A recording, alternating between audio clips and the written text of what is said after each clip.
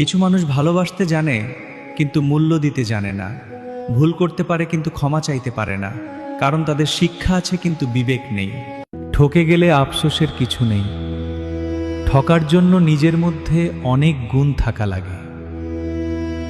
যেমন ভালো মনের মানুষ হওয়া লাগে, নিষ্পাপ চিন্তা ভাবনার মানুষ হওয়া লাগে, মন থেকে বিশ্বাস করতে আর ভালোবাসতে জানা লাগে। আর ঠকানোর জন্য তো অমানুষ হওয়াটাই যথেষ্ট। যখন তুমি দরিদ্র থাকবে তখন কেউ তোমার খোঁজ নেবে না, যখন তুমি কঠোর পরিশ্রম করবে তখন সবাই হাসবে, আর যখন তুমি সফল হবে তখন সবাই খোঁজ নেবে। এটাই বাস্তব। তাই লোকে কি বলবে ভাবা ছেড়ে দাও আর নিজের স্বপ্নের উপর কাজ করো।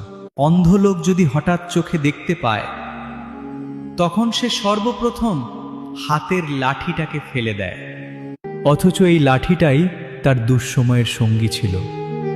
আসলে প্রয়োজন ছাড়া কেউ কাউকে মনে রাখে না। দুধ, দই, ঘি